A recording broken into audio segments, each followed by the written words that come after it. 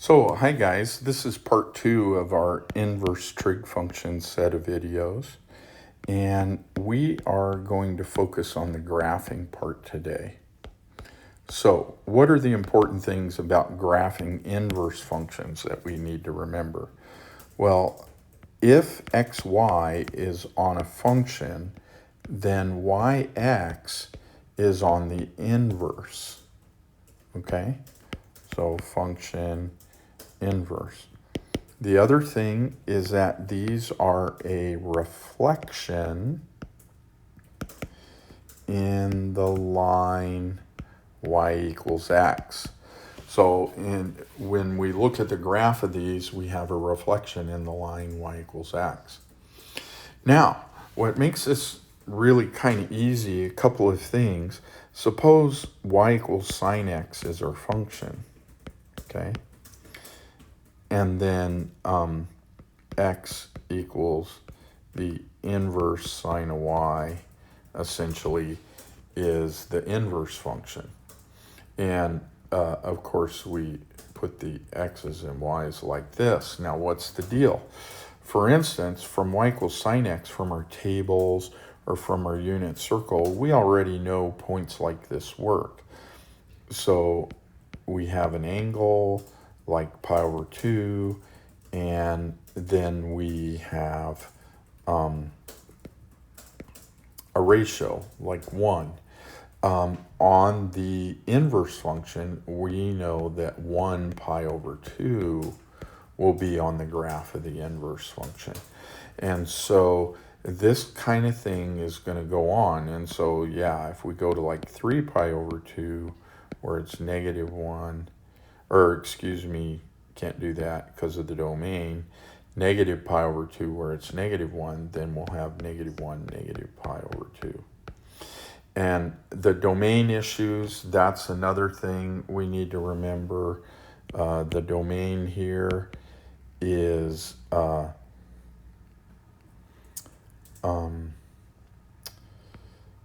negative pi over 2 to pi over 2. So that means the range of the inverse function is negative pi over 2 to pi over 2. And then the range of the regular function is negative 1 to 1. And that means the domain of the inverse is negative 1 to 1. So all this kind of swapping of variables, reflection in the line y equals x, we need to remember all that stuff. So let's look at the graphs really quick. Okay, so I have graph sine x on here. Now, as we said, we were going to restrict the domain from negative pi over 2 to 2. And that is this point to this point. So we want to do that by using the wrench up here to do that, okay? So let's do that.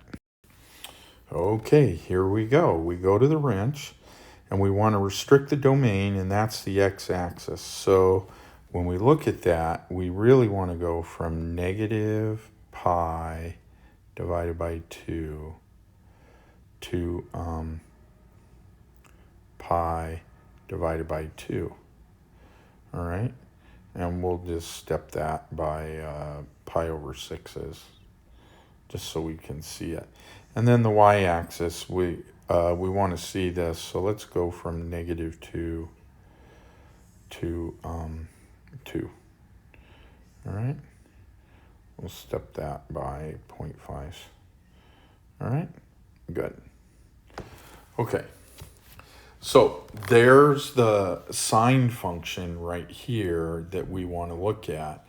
And then we want to be able to see what the inverse looks like here. Okay? Now, I want to show you something that's really important, and we're going to do that right now. If you look at this zoom square right here, we want to square up this screen, okay? Now it shows us a little more of than what we want to see, and I'll show you how to fix that as well. But we zoom square. So what we're going to do is we're going to do a restricted domain on the sine function, okay?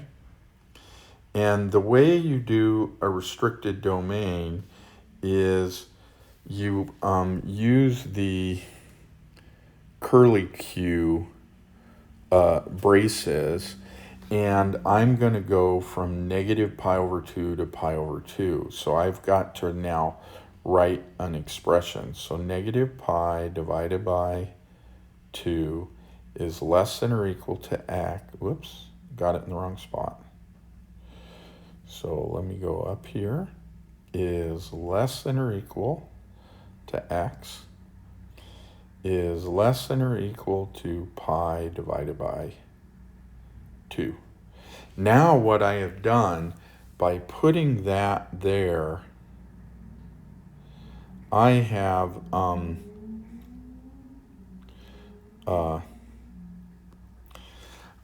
restricted my domain, and I've gotten rid of all the rest of the sine function. So you can put a domain like this, multiplying it times the function is what you do. And Desmos or a graphing calculator will understand that to be as canceling it out. And so it doesn't look at the rest of the graph, okay? So let's go back and let's make sure we're zoom square. Yeah, we did that. So we're in square mode right now. So we're really good.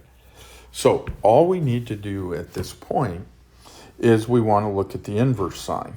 Now, if you'll remember, you should probably print this out and you should plot it yourself by doing the points in reverse. So pause the video, print this little page here, or copy it on a sheet of paper, and then take some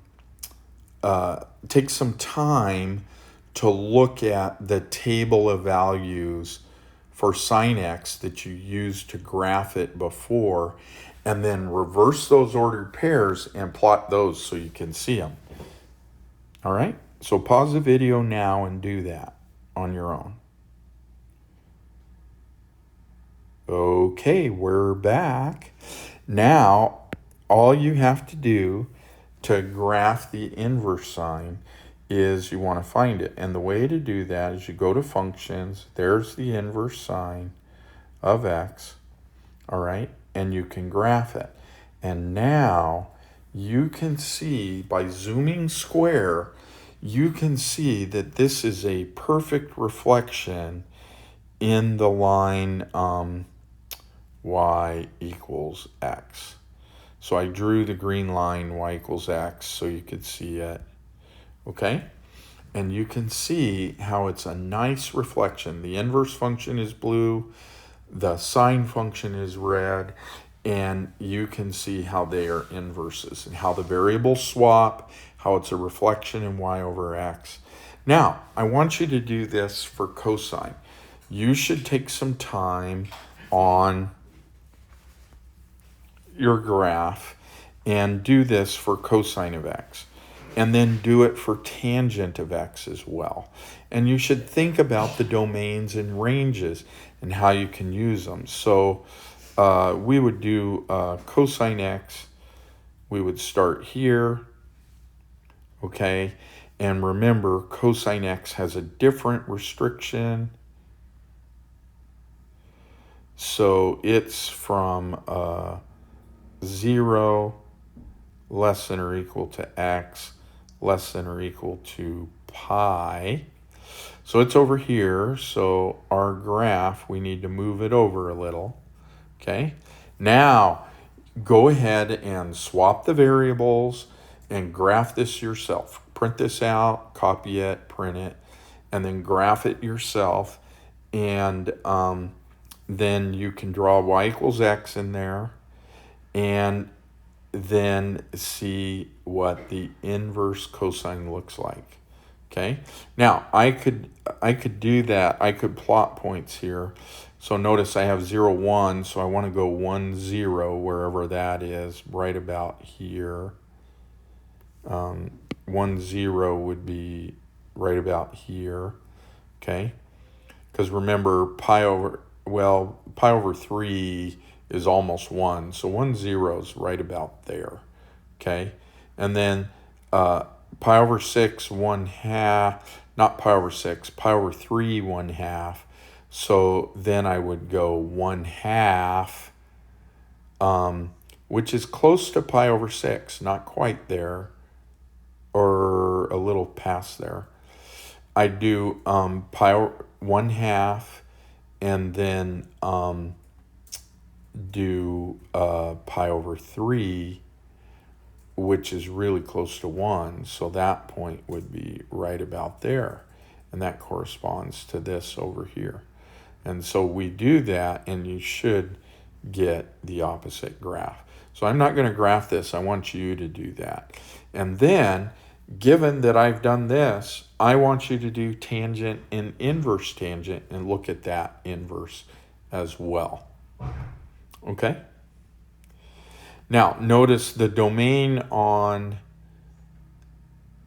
tangent, we do not restrict the domain for, so you don't, or yeah, we do. So the tangent will only have one section, and you'll move this graph back. Okay?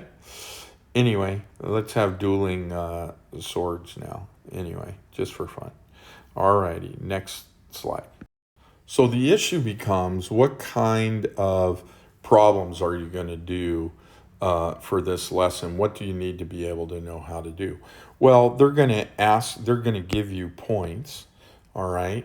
So they're going to give you a point like 1 pi, all right, which is a point, and they're going to ask if that point is on the graph of the inverse sine of x. Is it on the graph? Now remember, inverse sines, we take inverse sine of a ratio and we get an angle. So that part matches. So the question is, what we want to do is we want to ask ourselves, well, what point is on y equals sine x? So is the sine of pi equal to 1? That's what we're asking. Is that a true statement? And the answer is no, that is not true. All right? Because the sine of pi is equal to -1. Or, excuse me, sine of pi is 0. Right? So this, number one, the values aren't right. Okay? And then number two, the quadrant's not right. Correct? Remember, the range of the sine x, that range is from -pi over 2 to pi over 2. So pi is not even in that range. So that would not be on the graph. And there are a couple of reasons why. Okay? So this is why I say what you want to do is you want to take your y equals sine x and use your unit circle or your table, and you want to list the angles 0, pi over 6, pi over 3, or pi over 4, pi over 3, pi over 2, and then you want to do the negative ones, negative pi over 6, the fourth quadrant, right? You want to list, because you only have the first and the fourth quadrant, up to -pi over 2, right? And so list those y values from your table.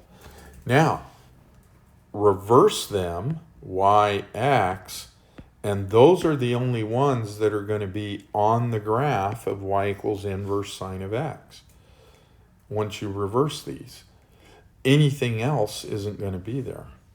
So this is how you can do a problem correctly in the practice and then also on the quiz. All right? So pay attention to that kind of issue. All righty? Okay, that's all I have for you on this lesson. You should be able to do this. If you take the time with Desmos and you try to draw it yourself and then see if it matches what Desmos has, try and draw the restricted sign and the inverse sign, and then use reversing the points. And then do the same for cosine and tangent. And if you can do that, then you're going to be great. And you will understand how to do this lesson. If you have any questions, bring them to class. See you later. Bye.